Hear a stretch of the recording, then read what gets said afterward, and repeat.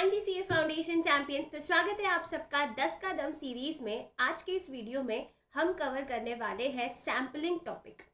इसके कुछ most expected topics जो एग्जाम में पूछे जा सकते हैं और उससे रेलेवेंट क्वेश्चंस जो एग्जाम में पूछे गए हैं और पूछे जा सकते हैं, आज हम डिस्कस करने वाले हैं इस वीडियो में। And guys, if you want to download this PDF, आप इस क्यूआर कोड को स्कैन करके नोट्स डाउनलोड कर सकते हैं, वो भी फ्री ऑफ कॉस्ट। चलिए, तो सबसे पहले मैं आपको बता दूं कि सैम्पलिंग में से एक्सपेक्टेड टॉपिक्स जो है वो क्या है। बेटा जी ध्यान से समझ लेना। लॉज के ऊपर क्वेश्चन आ सकता है, जो सैम्पलिंग के लॉज होते हैं उसके ऊपर क्वेश्चन आने की बहुत ज़्यादा संभावना है। उसके बाद सेकेंड बात है लॉज के अलावा टाइप्स ऑफ सैम्पलिंग के ऊपर क्वेश्चन आता ही आता है, ठीक है, क्योंकि वही एक पार्ट है जहाँ पर आप कंफ्यूज होते हैं। फिर उसके बाद बात करें स्टैंडर्ड एरर की, स्टैंडर्ड एरर के ऊपर कैलकुलेटिव क्वेश्चन भी आ सकता है और थ्योरी वाला क्वेश्चन भी आ सकता है। इसके अलावा बेटा जी टाइप्स ऑफ एरर आइडेंटिफाई करने के लिए क्वेश्चन आपके पेपर में आ सकता है। एंड नेक्स्ट है कि जो sample size, number of sample sizes निकालने के जो तरीके होते हैं, विद रिप्लेसमेंट और विदाउट रिप्लेसमेंट वाला, उसके ऊपर क्वेश्चन आपके एग्जाम में आ सकता है। एंड लास्ट, सैम्पलिंग से रिलेटेड टर्म्स के ऊपर क्वेश्चन आ सकता है, ठीक है। तो ये 6 टॉपिक्स हैं जिसको मैंने बाइफर्केट किया है। इनको बहुत अच्छी तरीके से आप लोग प्रिपेयर करके जाएंगे एग्जाम के समय। यहाँ पर भी मैं आपको रिवाइज करवा रही हूँ, सो डोंट वरी। क्वेश्चंस भी है, कॉन्सेप्ट भी है, बिल्कुल फटाफट, ठीक है। बेटा देखो, सबसे पहले बात करें प्रिंसिपल्स ऑफ सैम्पल सर्वे की, तो इसमें आपको सबसे पहले चारों का नाम याद रहना चाहिए। पिछले अटेम्प्ट में चारों के नाम के बेसिस पर क्वेश्चन आ गया था। तो 4 प्रिंसिपल्स होते हैं सैम्पल सर्वे के। The first is law of statistical regularity, principle of inertia, principle of optimisation and principle of validity, ठीक है। अब देखो, स्टैटिस्टिकल रेगुलरिटी क्या बोलता है कि सैम्पल साइज जितना ज़्यादा बड़ा होगा, ऑन एन एवरेज उसमें पॉपुलेशन की कैरेक्टरिस्टिक्स ज़्यादा होगी। तो इसमें जो वर्ड आपको ध्यान में रखना है ना, वो ऑन एन एवरेज है, ठीक है। On an average the sample would possess the characteristic of that population अगर large size of sample is drawn from the population and that sample should be drawn randomly, ठीक है। Sample draw करने का तरीका यहाँ पे कौन सा होना चाहिए, रैंडमली, ठीक है। उसके बाद एक बहुत इंपॉर्टेंट बात आप यहाँ पर समझेंगे, रैंडम सैम्पलिंग की यहाँ पर उपयोगिता बहुत ज़्यादा है। रैंडम सैम्पलिंग किसके अंदर आती है, प्रोबेबिलिटी सैम्पलिंग के अंदर आती है, तो उसकी भी डेफिनेशन अभी अपन पढ़ेंगे। उसके बाद सेकेंड प्रिंसिपल जो है, सेकेंड प्रिंसिपल था हमारा प्रिंसिपल ऑफ इनर्शिया, जो कि रिजल्ट है फर्स्ट प्रिंसिपल को सक्सेसफुली इम्प्लीमेंट करने का। दैट इज कि जितना सैम्पल साइज बड़ा होगा उतनी ज़्यादा एक्यूरेसी, रिलायबिलिटी और प्रिसाइज डेटा होगा। समझ पा रहे हो, ये क्या है, this is the direct consequence of the first principle. यहाँ पे आपसे पूछ सकते हैं कि जो प्रिंसिपल ऑफ इनर्शिया है वो कौन से प्रिंसिपल का कॉन्सिक्वेंस है, तो आपको बताना है कि ये स्टैटिस्टिकल रेगुलरिटी का डायरेक्ट कॉन्सिक्वेंस है। इस बेसिस पर क्वेश्चन बन सकता है। उसके बाद थर्ड है प्रिंसिपल ऑफ ऑप्टिमाइजेशन, जो कि क्या कह रहा है कि आप कॉस्ट को मिनिमाइज कर सकते हो अगर आप सही सैम्पलिंग डिजाइन चूज करते हो, ठीक है। उसके बाद फोर्थ बहुत इंपॉर्टेंट है प्रिंसिपल ऑफ वैलिडिटी। आप इतनी सारी टाइप्स ऑफ सैम्पलिंग पढ़ेंगे इस चैप्टर में, उन सब में वही सैम्पलिंग अच्छी है जो फर्दर टेस्ट करने के केपेबल हो, फर्दर कंक्लूजन डिराइव करने के केपेबल हो, और वो सिर्फ और सिर्फ प्रोबेबिलिटी सैम्पलिंग होती है। उसके अलावा और कोई सी सैम्पलिंग नहीं होती जो फर्दर एस्टिमेट्स और टेस्ट करने के केपेबल हो, ठीक है, राइट। तो ये हो गए लॉज, इसके ऊपर क्वेश्चन आ चुका है और देख लेते हैं फटाफट से। देखो, ये आपका मॉड्यूल का क्वेश्चन था, एज इट इज क्वेश्चन उठ के मई 2025 में आ गया कि लॉ ऑफ स्टैटिस्टिकल रेगुलरिटी क्या बोलता है। तो ये क्या बोलता है, ऑन एन एवरेज, वर्ड याद रखना है, the large sample drawn at random from the population would possess the characteristic of the population on an average, that is option C, ठीक है। फिर देखो, सितंबर 25 में उन्होंने तुमसे नाम के ऊपर क्वेश्चन पूछ लिया, which of the following is not a basic principle of sample survey. तो देखो, प्रिंसिपल ऑफ इनर्शिया है, प्रिंसिपल ऑफ ऑप्टिमाइजेशन है, प्रिंसिपल ऑफ लार्ज नंबर्स है क्या, नहीं है, प्रिंसिपल ऑफ स्टैटिस्टिकल रेगुलरिटी है। So what will be the answer here, not पूछा उन्होंने, तो अपना आंसर क्या हो जाएगा, C, principle of large numbers करके कोई लॉ नहीं है, राइट। ये हो गया हमारा लॉ के ऊपर क्वेश्चन आने की बात अपन ने समझ ली। फिर उसके बाद सैम्पल सर्वे और सेंसस के बीच में क्या डिफरेंस होता है, इसके ऊपर में भी वो आपसे थ्योरेटिकल क्वेश्चन पूछ ले। कंप्लीट एन्यूमरेशन का दूसरा नाम सेंसस होता है, जहां पर हम कंप्लीट इन्फॉर्मेशन कलेक्ट करते हैं all the units belonging to the population को। अब इसके अगर मैं कुछ कंपैरिजन फैक्टर्स देखूँ, देखो स्पीड की बात करें तो ऑब्वियसली सैंपल सर्वे जल्दी हो सकता है कंपेयर टू सेंसस, ठीक है। कॉस्ट की बात करें तो कॉस्ट अपन को ऊपरी ऊपरी लेवल पे लगता है कि सेंसस में ज़्यादा लगेगी, लेकिन आपके इसमें जो एक्सप्लेनेशन दी है वो ध्यान से देखें मॉड्यूल में, उन्होंने बोला है cost of collection of data on each unit in case of sample survey is likely to be more as compared to census because trained personals are employed। बेटा अगर ईच यूनिट की बात करें, पर यूनिट की बात करें तो definitely जो कॉस्ट है वो सैंपल सर्वे में ज़्यादा है, क्योंकि सैम्पलिंग करने के लिए आप किसी को भी अपॉइंट नहीं कर सकते, you need some specialised persons. लेकिन अगर मैं ओवरऑल कॉस्ट की बात करूँ उस केस में सैंपल सर्वे लेस कॉस्टली है, ये उन्होंने आगे भी बोला है। When it comes to total cost sample survey is likely to be less expensive. तो ये दोनों टर्म्स में आपको बात याद रखनी है, पर यूनिट के रिस्पेक्ट में सैंपल सर्वे एक्सपेंसिव है और ओवरऑल कॉस्ट के रिस्पेक्ट में सैंपल सर्वे सस्ता है। फिर उसके बाद रिलायबिलिटी की बात करें तो यहाँ पे बोला जा रहा है कि रिलायबिलिटी जो है वो सैंपल सर्वे में ज़्यादा है बिकॉज ऑफ ट्रेंड एन्यूमरेटर्स, ठीक है। तो जैसा मॉड्यूल बोल रहा है वैसा ही करना है, अपना दिमाग नहीं चलाना है।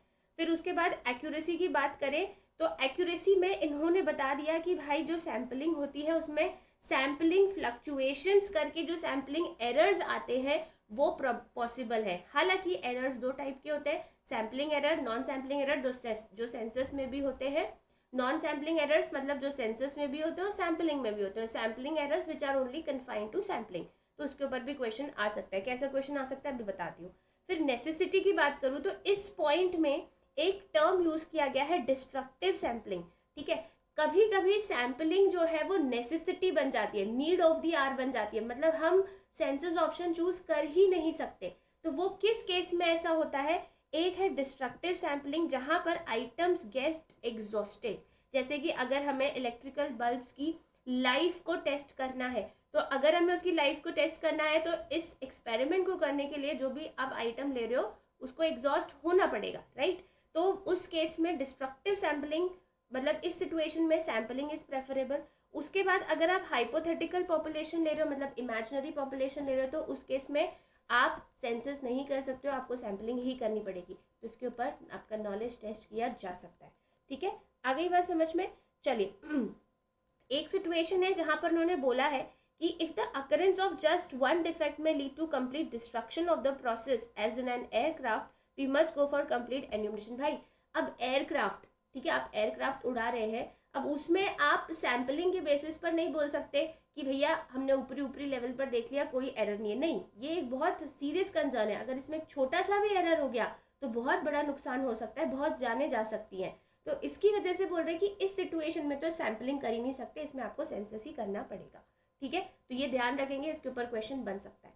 उसके बाद एरर्स इन सैंपल सर्वे के ऊपर, जैसा कि मैंने बताया कि सैम्पलिंग एरर और नॉन सैम्पलिंग एरर दो टाइप्स के एरर होते हैं। और सैम्पलिंग एरर होता, मतलब एरर क्या होता है, it is the deviation between the value of population parameter as obtained from a sample and its observed value, actual value और एज पर द सैंपल जो वैल्यू निकल कर आ रही है उसके बीच में जो डिविएशन डिफरेंस होता है, दैट इज एरर। अब एरर दो तरीके के, सैम्पलिंग एरर और नॉन सैम्पलिंग एरर। अब आपको एक थ्योरी का क्वेश्चन बन सकता है कि आपको ये सारे एरर्स ऑप्शन में दे दे, ठीक है, कोई 3 एरर दे दे और एक एरर आपको नॉन सैम्पलिंग वाला दे दे, बोल देंगे कि identify which of the following is not a sampling error, which of the following is a non sampling error. ऐसे आइडेंटिफिकेशन वाला क्वेश्चन भी आ सकता है आपके पेपर में, ठीक है। तो इसमें देखो सबसे पहले क्या आ रहा है, errors arising due to defective sample design, ठीक है। आपने गलत सैम्पलिंग मेथड चूज कर लिया, ठीक है, चूज करना था प्रोबेबिलिटी सैम्पलिंग, चूज कर लिया नॉन प्रोबेबिलिटी सैम्पलिंग, तो गलत रिजल्ट आएंगे। फिर उसके बाद error arising due to substitution, जब कोई सैंपल यूनिट, आपने जिस पर्टिकुलर यूनिट को एज अ सैंपल डिसाइड किया कि मैं इससे इन्फॉर्मेशन कलेक्ट करूंगा, बट वो अवेलेबल नहीं है, तो उसको आपने सब्स्टिट्यूट कर दिया दूसरे सैंपल से कि भाई इसका भाई अवेलेबल नहीं है तो मैं इसी से इन्फॉर्मेशन ले लेता हूँ। तो उस केस में आपने उसको सब्स्टिट्यूट तो कर दिया, बट यू डोंट नो कि weather he is a perfect substitute of that sample और नॉट, तो उसकी वजह से इन्फॉर्मेशन में एरर आ सकता है।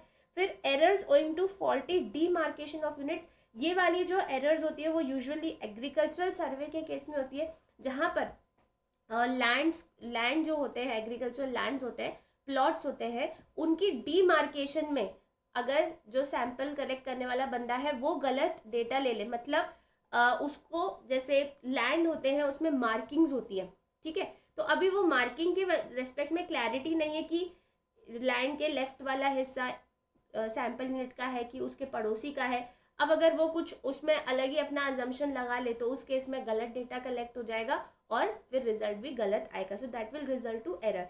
तो यूजुअली ये वाला एरर जो है वो एग्रीकल्चर सर्वे में आता है, जहां पर इन्वेस्टिगेटर मिस क्लैरिफाई कर देता है बॉर्डर लाइन को, ठीक है, यस। फिर उसके बाद errors owing to wrong choice of statistics. Wrong choice of statistic मतलब आपको कैलकुलेट करना चाहिए गिवन सैंपल का मीन और आप कैलकुलेट कर रहे हो वेरिएंस, तो ये रॉन्ग स्टैटिस्टिक हो गया, तो उसकी वजह से एरर आ सकते हैं। फिर वेरिएबिलिटी इन द पॉपुलेशन, अगर पॉपुलेशन में बहुत ज़्यादा वेराइटी है तो उसकी वजह से एरर्स अराइज हो सकते हैं। फिर नॉन सैम्पलिंग एरर्स क्या होते हैं, जो सेंसस में भी होते हैं और जो सैम्पलिंग में भी होते हैं। तो उसमें क्या क्या आ रहा है, लैप्स ऑफ मेमोरी, याददाश्त भूल जाना, प्रेफरेंस फॉर सर्टेन डिजिट्स, जैसे हम कुछ डिजिट्स को बहुत प्रेफरेंस देते हैं कि अरे ये 2 मेरा लकी नंबर है, 9 मेरा लकी नंबर है, इस तरीके से वो सैंपल चूज कर रहे हैं, तो ये नॉन सैम्पलिंग एरर आ गया, ठीक है। Ignorance, psychological factors like vanity, psychological factors मतलब मेंटल स्टेट ऑफ माइंड से रिलेटेड, वैनिटी मतलब होता है thinking your self very superior, ठीक है, आपको कोई बताना चाह रहा है कि ऐसी ऐसी बात है यहाँ पर, लेकिन आप तो अपने में ही लगे पड़े, नहीं नहीं मुझे तो सब आता है, वैसी वाली चीज़। Non response on the part of the interview, भाई रिस्पॉन्डेंट अगर रिस्पॉन्ड नहीं करेगा तो कोई सा भी मेथड चूज कर लो, इन्फॉर्मेशन तो गलत ही मिलनी है। Wrong measurement of the sampling, जैसे एग्रीकल्चर लैंड का हुआ। Communication gap between the interviewer and the interview, incomplete coverage etcetera, तो ये नॉन सैम्पलिंग एरर्स है, ठीक है। आ रही बात समझ में, तो ये कुछ एरर्स हैं जो सैम्पलिंग में भी हो सकते हैं और सेंसस में भी हो सकते हैं, ठीक है। चलो नेक्स्ट आ रही है बात समझ में। अब ये हो गया सैम्पलिंग एरर से रिलेटेड क्वेश्चन। देखो इसके ऊपर क्या क्या क्वेश्चन आ सकता है, ध्यान देंगे। A sampling survey is prone to sample survey, non sampling survey, both A and B, तो आंसर क्या हो जाएगा इसका, बोथ ए एंड बी।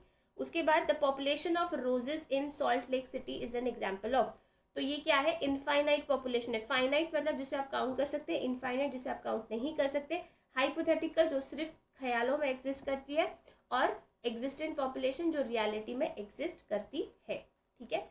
चलिए फिर उसके बाद sampling can be described as a statistical procedure to infer about the unknown population from the knowledge of random sample, ये आपके मॉड्यूल की लाइन है, वहां से ये क्वेश्चन लिया गया है।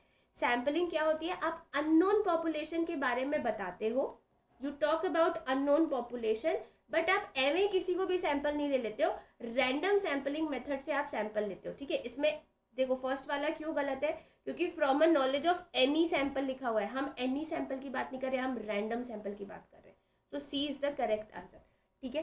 फिर उसके बाद आ जाइए नेक्स्ट टॉपिक पर, ये हो गया and then we can talk about the terms, ठीक है।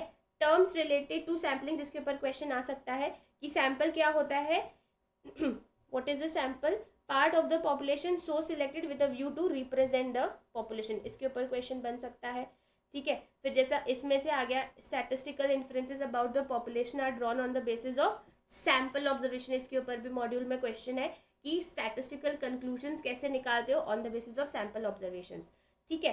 फिर जितने एक सैंपल में जितनी यूनिट्स होती हैं उसको आप सैंपल साइज बोलते हो, right. Sampling units forming the samples are known as sampling units, जिनको आपने एज अ सैंपल चूज किया they are sampling units. Sampling frame क्या होता है, a detail and complete list of all the sampling units, उसको आप sampling frame बोलते हो, तो ये टर्म्स के ऊपर टेस्ट कर सकते हैं आपको। उसके बाद पॉपुलेशन और पैरामीटर के, पॉपुलेशन और स्टैटिस्टिक के ऊपर क्वेश्चन आ सकता है कि what is population, sorry what is parameter, what is statistic. So parameter क्या होता है, पॉपुलेशन का मेजरेबल कैरेक्टरिस्टिक, स्टैटिस्टिक क्या होता है, सैंपल का measurable characteristic, this could be one of the questions, ठीक है। चलिए ध्यान देंगे, a parameter is a character of population, P for population, P for parameter. Then statistic क्या होता है, सैंपल ऑब्जर्वेशन का फंक्शन होता है, मतलब सैंपल ऑब्जर्वेशन का कैरेक्टरिस्टिक होता है, ठीक है। नेक्स्ट सैम्पलिंग फ्लक्चुएशंस क्या होते हैं गाइस, जब आप सेम पॉपुलेशन में से 2 सैंपल निकालते हो और उन दोनों का आप कोई स्टैटिस्टिक निकालते हो और वो वेरी करता है आपस में, उसको आप सैम्पलिंग फ्लक्चुएशन कहते हो। हमने पढ़ा था क्लास में कि 2 जुड़वा बहनें, ठीक है, दोनों सगी बहनें हैं, लेकिन दोनों की कैरेक्टरिस्टिक्स, पर्सनैलिटी, क्वालिटी सब अलग होंगी, ठीक है। सो वैसे ही 2 samples drawn from the same population showing different statistical values, मतलब सैम्पल 1 का मीन कुछ आ रहा है, सैम्पल 2 का मीन कुछ आ रहा है, सैम्पल 1 का वेरियांस कुछ आ रहा है, सैम्पल 1 का वेरियांस कुछ आ रहा है, तो जो स्टैटिस्टिक है उसमें डिफरेंस आ रहा है सैम्पल का, that is sampling fluctuation. So variations in the value of statistic, ठीक है, variation in the value of a sample नहीं होगा, स्टैटिस्टिक में वैल्यूएशन, स्टैटिस्टिक की वैल्यूएशन में जो डिफरेंस आ रहा है दैट इज सैम्पलिंग फ्लक्चुएशन। फिर सैम्पलिंग डिस्ट्रीब्यूशन क्या होता है? सैम्पलिंग डिस्ट्रीब्यूशन प्रोबेबिलिटी डिस्ट्रीब्यूशन जैसा होता है। प्रोबेबिलिटी डिस्ट्रीब्यूशन में हम क्या करते हैं, रैंडम वेरिएबल एक्स लेते हैं और उसकी प्रोबेबिलिटी लेते हैं, राइट। अब सैम्पलिंग डिस्ट्रीब्यूशन में क्या होता है, एक्स क्या होता है, स्टैटिस्टिक होता है, हम पर्टिकुलर स्टैटिस्टिक लेंगे, ठीक है, और फिर उसके अकर होने की प्रोबेबिलिटी ले लेंगे, जो टेबल बन जाएगा उसको सैम्पलिंग डिस्ट्रीब्यूशन बोलते हैं। So the probability distribution of a statistic is sampling distribution, right. Standard error, standard error के ऊपर आपके एग्जाम में डेफिनेटली क्वेश्चन आ सकता है कि स्टैंडर्ड एरर होता क्या है। स्टैंडर्ड एरर स्टैटिस्टिक का स्टैंडर्ड डेविएशन होता है, ठीक है। तो now that standard error can be calculated for mean, can be calculated for variance, can be calculated for proportion as well, ठीक है। आ रही है बात समझ में? अब स्टैंडर्ड एरर जो होता है वो ये डिसाइड करता है, ये बताता है कि डेटा कितना एक्यूरेट है। Is this clear? उसके बाद स्टैंडर्ड एरर का फॉर्मूला आपके मॉड्यूल में 2 सिचुएशंस में देके रखा है, फाइनाइट पॉपुलेशन और इनफाइनाइट पॉपुलेशन के रिस्पेक्ट में, लेकिन बाद में ये भी कंक्लूड करके रखा हुआ है कि इनफाइनाइट पॉपुलेशन के केस में जो करेक्शन फैक्टर होता है उसकी अल्टीमेट वैल्यू 1 ही आती है, तो मोस्टली दोनों ही सिचुएशंस में जो आंसर आता है वो आसपास ही आता है, ठीक है। सो स्टैंडर्ड एरर का जो फॉर्मूला हो जाएगा वो आपने क्या पढ़ना है, ST/√n, जहाँ पे n क्या है, सैम्पल साइज है, स्मॉल n लिख रही हूँ मैं यहाँ पे, सैम्पल साइज है, ठीक है। तो स्टैंडर्ड एरर के ऊपर कैलकुलेटिव क्वेश्चन भी आ सकता है, थ्योरी वाला क्वेश्चन भी आ सकता है। So it is saying standard error can be described as a standard deviation of a statistic. Then the measure of precision, precision मतलब accuracy कौन बताता है, standard error बताता है। Then as the sample size increases standard error decreases, sample size और standard error में inverse relationship होता है, ठीक है। standard error and square root of sample size are inversely proportional, फॉर्मूले से ही समझ में आ रहा है, जनवरी 2025 में ये क्वेश्चन आ चुका है। फिर उसके बाद जनवरी 2025 में कैलकुलेट करने का भी क्वेश्चन आया। A sample of 100 people is taken from a population of 1000, the sample mean height is 170 centimetre and standard deviation is 10 centimetre, what is the standard error of mean? Standard error of mean मतलब जैसा कि मैंने आपको बताया कि standard error 3 situations में calculate कर सकते हैं अपन, राइट। तो अभी अपना फॉर्मूला क्या है, ST/√n। देखो SD कितना देके रखा है, 10, N क्या है, सैम्पल साइज है, आपको पॉपुलेशन भी देके रखा है, वहां से कंफ्यूज नहीं होना है। N क्या है, सैम्पल साइज है, और सैम्पल साइज कितना है, 100 है, तो क्या आ जाएगा 10/10, दैट इज 1, ऑप्शन बी, ठीक है। अगर आप इसमें इनफाइनाइट पॉपुलेशन वाला तड़का भी डालना चाहते हो, ठीक है, उस केस में भी you will get the answer, 0.957 कुछ आ रहा है उसका आंसर, और वो नियरेस्ट में 1 पे ही जाएगा, ठीक है।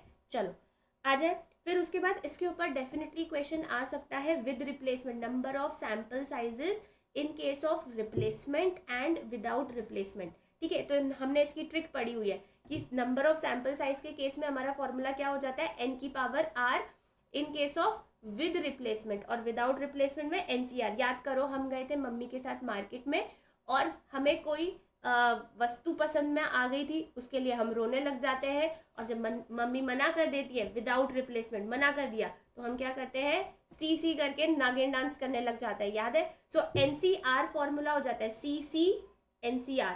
सो विदाउट रिप्लेसमेंट मम्मी ने मना कर दिया, नहीं दिलाएंगे, ठीक है। सो उस केस में हमारा फॉर्मूला है NCR। इसको आपके मॉड्यूल में इस फॉर्म में भी देके रखा हुआ है, capital N C small n, ठीक है। सो स्मॉल, इस फॉर्मूले में N मीन्स पॉपुलेशन और R मीन्स सैम्पल साइज, ठीक है। और इस फॉर्मूले में कैपिटल N मीन्स पॉपुलेशन का साइज और स्मॉल n मीन्स सैम्पल का साइज। तो जो तुम्हारे दिमाग में सेट हो वो कर देना, बस नोटेशंस अलग है, आंसर वही आना है, ठीक है। और फिर जब मम्मी हाँ कर देती हैं कि ठीक है बेटा तूने बहुत एम्बैरेस कर दिया नागिन डांस करके, ले ले तुझे जो लेना है, तो फिर हम क्या करते हैं, डांस करने लग जाते हैं, ना ना ना ना ना रे ना, यस। तो n⁻r, ना ना ना ना ना रे, n⁻r फॉर्मूला लगा देते हो और यही सेम फॉर्मूला आपको मॉड्यूल में कुछ ऐसा मिलेगा, कैपिटल N की पावर स्मॉल n, ठीक है। तो जो नोटेशंस है वही डिफरेंस है बट आंसर सेम आने वाला है, ठीक है। इसके ऊपर क्वेश्चंस आपके मॉड्यूल में बहुत सारे दिए हुए हैं, 4-5 क्वेश्चन देके रखे। If a random sample of size 2 with replacement is taken from the population containing the unit 361 then the sample should be, सबसे पहले तो नंबर ऑफ सैंपल साइज की बात करें, विद रिप्लेसमेंट है, डांस करेंगे 1, ठीक है। सो n की पावर r, तो पॉपुलेशन कितनी है 3 की पावर 2, यानी 9 तरीके से आप सैंपल ड्रॉ कर सकते हो, राइट। अब आगे क्या बोल रहे हैं, ध्यान देना बेटा, विद रिप्लेसमेंट है तो दैट मीन्स कि जो unit as a first sample आ गई उसको आप सेकेंड सैंपल भी ले सकते हो, ठीक है। तो क्या क्या हो सकता है, देखो 3 आपने पहला यूनिट निकाला, आप 3 वापस निकल सकता है, 3 3 3 6 3 1, ऐसे ही 6 6 6 3 6 1, ऐसे ही 1 1 1 6 1 3, ये बन सकता है। तो इसका आंसर क्या आ जाएगा, फटाफट से बताएंगे, देखो ज़रा, 3 3 3 6 3 1 6 6 6 3 6 1 1 1 1 3 1 6, सी ऑप्शन आ जाएगा इसका आंसर, बढ़िया। उसके बाद ये वाला क्वेश्चन देखेंगे, a random sample of size 2 is taken without replacement from a population. अब ये विदाउट रिप्लेसमेंट है तो यहाँ पे अपन को नागिन डांस करना है, NCR, ठीक है। तो पॉपुलेशन कितनी है 4 और अपन को सैंपल साइज कितने का लेना है 2 का, तो क्या हो जाएगा 4C2, यानी 4 × 3/2 that is 6 would be the sample size. अब कौन सा होगा, विदाउट रिप्लेसमेंट है तो भाई एक आपने जो निकाल लिया वो आप दोबारा नहीं निकाल सकते हो, ठीक है। तो उस केस में क्या हो जाएगा, ए की जोड़ी आप किसके साथ बनाओगे, बी के साथ, AC और AD, ठीक है, AB AC AD, ये मुझे दिख रहा है डी ऑप्शन में, देखते हैं आगे और कंटिन्यू करते हैं। फिर ऐसे ही बी की जोड़ी बनाएंगे, ए के साथ ऑलरेडी बन चुकी है BC और BD, ठीक है। फिर ऐसे ही सी की जोड़ी बनाएंगे, सी की जोड़ी बी के साथ ऑलरेडी बन चुकी है, ए के साथ बन चुकी है CD, ठीक है। सो D की ऑलरेडी जोड़ी ABC के साथ बन चुकी है, तो आंसर क्या आ जाएगा, ऑप्शन डी, ठीक है। तो इसके ऊपर क्वेश्चन आ सकता है, देखो जनवरी 2025 में आया भी हुआ है क्वेश्चन, पॉपुलेशन में 7 मेंबर्स है, number of all possible samples of size 3 that can be drawn from it, तो क्या हो जाएगा, विद रिप्लेसमेंट अलाउड है, तो क्या हो जाएगा भाई 7 की पावर 3 यानी n की पावर 3, तो वो क्या होता है 343, ऑप्शन बी। फिर मई 2025 में आ गया विद रिप्लेसमेंट का एक और question, a population comprises 5 members, number of possible samples of size 2, ठीक है। तो फिर से विद रिप्लेसमेंट है तो क्या आ जाएगा, n की पावर r मतलब 5 की पावर 2 दैट इज 25, डन। तो इसके ऊपर क्वेश्चन आ सकता है। Last types of sampling, super important, 100% इसके ऊपर क्वेश्चन रहेगा ही रहेगा। 3 टाइप्स की सैम्पलिंग आपको पढ़नी है, probability sampling, non probability sampling, mixed sampling. Probability sampling के अंदर आपको टाइप्स पढ़ने हैं। प्रोबेबिलिटी सैम्पलिंग सबसे पहले क्या होती है, वो सैम्पलिंग जिसमें सैंपल लेने के पहले ही सैंपल के सिलेक्ट होने की प्रोबेबिलिटी हमें पता होती है, predetermined probability, predetermined chance of being selected as a sample, that is probability sampling. अब इसके अंदर ना बहुत सारी टाइप्स आती है, इसके अंदर बहुत सारी टाइप्स आती है। सबसे पहला आता है simple random sampling, that is SRS, जहाँ पर हर सैंपल के सिलेक्ट होने का चांस इक्वल होता है, that is simple random sampling, ठीक है। समझ पा रहे हो बात को, राइट। उसके बाद सिंपल रैंडम सैम्पलिंग की सूटेबिलिटी के ऊपर क्वेश्चन आया हुआ है कि सिंपल रैंडम सैम्पलिंग कब सूटेबल होता है, जब पॉपुलेशन ज़्यादा लार्ज नहीं होती है, ठीक है। पॉपुलेशन ज़्यादा लार्ज नहीं है, सैंपल साइज ज़्यादा छोटा नहीं है और पॉपुलेशन ज़्यादा हेटेरोजेनस नहीं है, होमोजेनस है, उस केस में रैंडम सैम्पलिंग यूज़ करते हैं हम, ठीक है। स्ट्रेटिफाइड सैम्पलिंग कब यूज़ की जाती है, जब डेटा हेटेरोजेनस नेचर का होता है, तो हम क्या करते हैं, कैरेक्टरिस्टिक्स के बेसिस पर ग्रुप्स बनाते हैं और फिर हर सब ग्रुप में से हम सैंपल निकालते हैं, that is stratified sampling, that is stratified sampling. फिर उसके बाद स्ट्रेटिफाइड सैम्पलिंग के पर्पस के ऊपर क्वेश्चन आया हुआ है, to make representation of all the sub population, हर सब ग्रुप को रिप्रेजेंट करता है स्ट्रेटिफाइड सैम्पलिंग, क्योंकि अपन हर सब ग्रुप में से सैंपल लेंगे। To provide an estimate of parameter not only for the strata but also an overall estimate, हर strata में से भी वो ले रहा है सैंपल और फिर उसको ओवरऑल कंक्लूड कर रहा है, ठीक है। And third, reduction of variability and thereby increase in precision, ठीक है, जितना डेटा वेरिएबल था उसको रिड्यूस करना चाह रहा है वो, राइट। अब इसके अंदर आपने 2 चीज़ें पढ़ी थी कि सैंपल साइज का एलोकेशन कैसे डिटरमाइन करते हैं, ठीक है, कि कौन से स्ट्रेटा में से अपन कितना सैंपल साइज लेंगे वो कैसे डिटरमाइन करते हैं। तो इसके अंदर 2 रूल थे, एक था प्रोपोर्शनल और बाउलेस एलोकेशन, जहाँ पर एक था प्रोपोर्शनल और बाउलेस एलोकेशन और एक था नीमैन्स एलोकेशन। ठीक है, ये अपन ने चार्ट बनाया था क्लास में, इफ़ यू रिमेंबर। प्रोपोर्शनल और बाउलेस एलोकेशन में क्या होता है, जब स्ट्रेटा के वेरिएंसेस सिग्निफिकेंटली डिफर नहीं करते हैं, उस केस में हम ये मेथड लेते हैं और इसमें सैंपल साइज जो होता है वो प्रोपोर्शनल होता है पॉपुलेशन के साइज से। और नेक्स्ट जो नीमैन्स एलोकेशन होता है वो हम कब लेते हैं, जब स्ट्रेटा के वेरिएंसेस सिग्निफिकेंटली डिफर करते हैं, और इस केस में जो सैंपल साइज होता है वो पॉपुलेशन साइज के भी प्रोपोर्शनल होता है और साथ साथ पॉपुलेशन के स्टैंडर्ड डेविएशन के भी प्रोपोर्शनल होता है। जैसे अपन ने ये फोटो देखी थी कि अगर स्ट्रेटा के वेरिएंसेस डिफर कर रहे हैं तो आप नीमैन्स एलोकेशन लोगे। ठीक है, ये हो गया। फिर इसके बाद स्ट्रैटिफाइड सैम्पलिंग हो गया। स्ट्रैटिफाइड सैम्पलिंग की सुटेबिलिटी देख ली हमने। स्ट्रैटिफाइड सैम्पलिंग किस सिचुएशन में एडवाइज नहीं करते हैं, जब पॉपुलेशन ज़्यादा लार्ज नहीं होती है।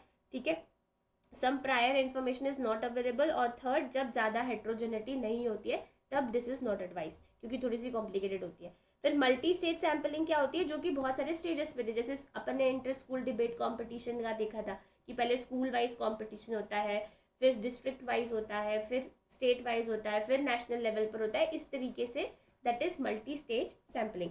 ठीक है, जो कि बहुत सारे स्टेजेस पर होती है। अब इसमें बहुत इंपॉर्टेंट क्वेश्चन है, ध्यान देंगे। मल्टी स्टेज सैम्पलिंग का कवरेज काफ़ी लार्ज होता है। ठीक, उसके बाद ये लाइन बहुत इंपॉर्टेंट है, it adds flexibility into the sampling process. इसके ऊपर आपके मॉड्यूल में भी क्वेश्चन है, एग्जाम में भी आया हुआ है, लेकिन मॉड्यूल में इसका आंसर गलत दिया हुआ है, तो please pay attention. Multi stage sampling है जो कि फ्लेक्सिबिलिटी लाती है सैम्पलिंग प्रोसेस पे, राइट।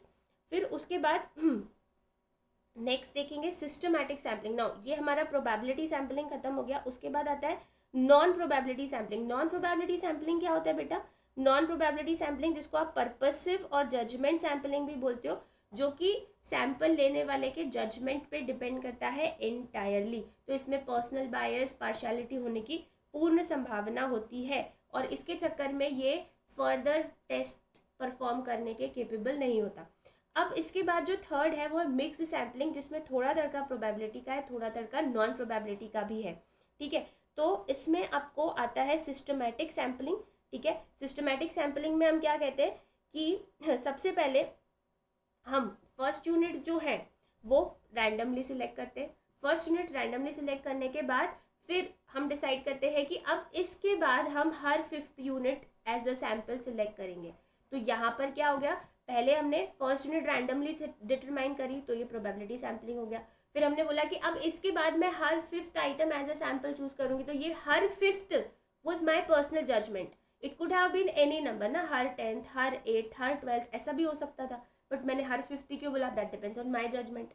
ठीक है, इज दिस क्लियर। तो उसमें फिर नॉन प्रोबेबिलिटी का भी तड़का लग गया, राइट। तो ये सिस्टमैटिक सैम्पलिंग हुई, which is a type of mixed sampling, right. चलिए, बढ़िया है, बस इतना आपको पढ़ना है अच्छे से। उसके बाद इसके क्वेश्चंस रिलेटेड देख लेते हैं एंड देन खत्म। I know the video got a bit larger, क्योंकि मुझे आपको ये समझाना था, इंपॉर्टेंट पॉइंट्स मॉड्यूल के दिखाने थे, so I just explain it in detail. Simple random sampling कब इफेक्टिव होता है, कब इफेक्टिव होता है, जब population is not very large, the population is not much heterogeneous, the population is partitioned into several sections both A and B. तो simple random sampling की suitability हमने देख ली, जब पॉपुलेशन बहुत लार्ज नहीं है, जब सैम्पल साइज बहुत छोटा नहीं है, और जब डेटा हेट्रोजेनस नहीं है, तब ये सूटेबल है। तो उस हिसाब से अपना आंसर क्या होना चाहिए, डी ऑप्शन। आपके मॉड्यूल में इसका आंसर गलत दिया हुआ है, क्योंकि जो एक्सप्लेनेशन दी है उसके हिसाब से डी ऑप्शन होना चाहिए। ठीक है, नेक्स्ट सिंपल रैंडम सैम्पलिंग क्या होती है, it is a type of probability sampling. उसके बाद नेक्स्ट, अकॉर्डिंग टू नीमैन्स एलोकेशन, जहाँ पर strata variances differ significantly stratified sampling में, तो सैम्पल साइज किसके प्रोपोर्शनल होता है, पॉपुलेशन के साइज के भी, और साथ साथ पॉपुलेशन के स्टैंडर्ड डेविएशन के भी। तो इसमें पॉपुलेशन स्टैंडर्ड डेविएशन नहीं दिया है, सैम्पल स्टैंडर्ड डेविएशन दिया है, तो ये अपना आंसर नहीं होगा, अपना आंसर सिंपली ए ऑप्शन होगा, although they have said a part of the rule.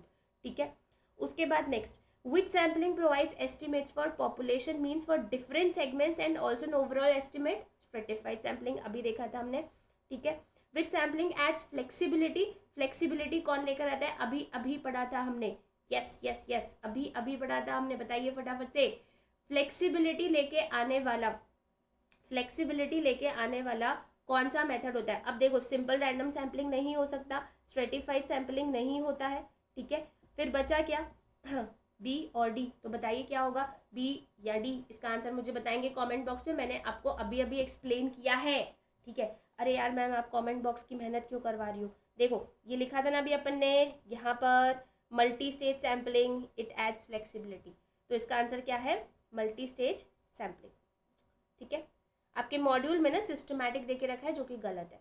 फिर उसके बाद which sampling is affected most if the sampling frame contains an undetected periodicity. Now this is also an important part.